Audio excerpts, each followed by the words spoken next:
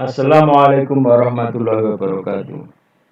Berikutnya kita bahas tentang proses persidangan dan putusan perkara PHPU.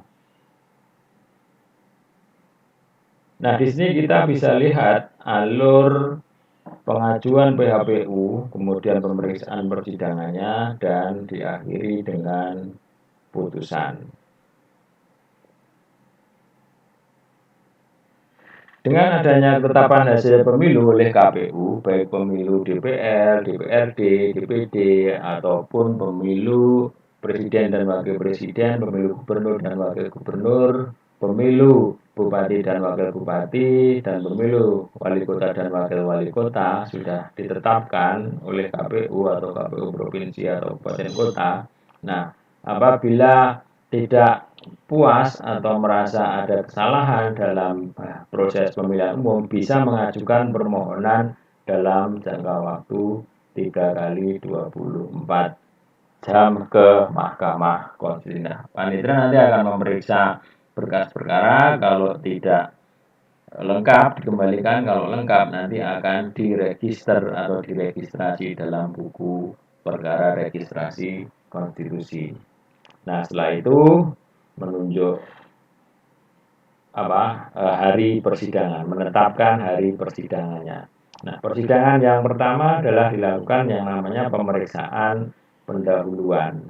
Nah, ini dilakukan oleh 3 orang hakim konstitusi dengan hakim panel, nanti akan memeriksa kelengkapan dari permohonannya, apakah sudah lengkap, apakah termasuk ke dalam kewenangan Mahkamah Konstitusi ataukah tidak. Nah, nanti akan kemudian dibuat rekomendasi untuk dilakukan pemeriksaan persidangan. Nah, di dalam pemeriksaan persidangan ini nanti menyampaikan pokok-pokok permohonan dari si pemohon, kemudian dilanjutkan jawaban dari pemohon, turut termohon atau pihak terkait kalau ada.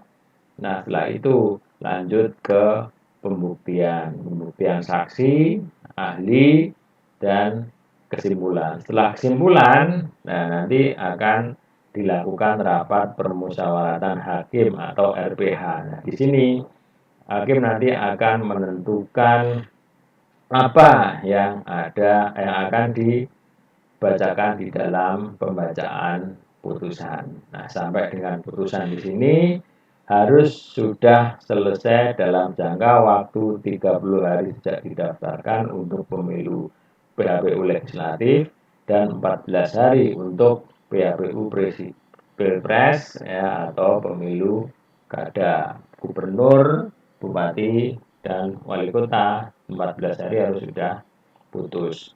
Nah, untuk putusan ini ada 3 jenis. Yang pertama, permohonan tidak dapat diterima, permohonan dikabulkan, dan permohonan ditolak.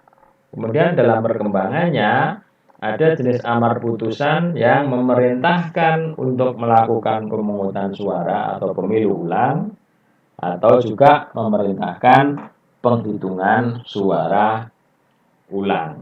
Itu tentang putusan PHPU. Demikian, terima kasih. Assalamualaikum warahmatullahi wabarakatuh.